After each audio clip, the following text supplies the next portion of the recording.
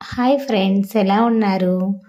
ఇదొచ్చేసి morning mini vlog. Morning లేచేసి ఇంకా పప్పు రైస్‌కైతే పెట్టేశాను.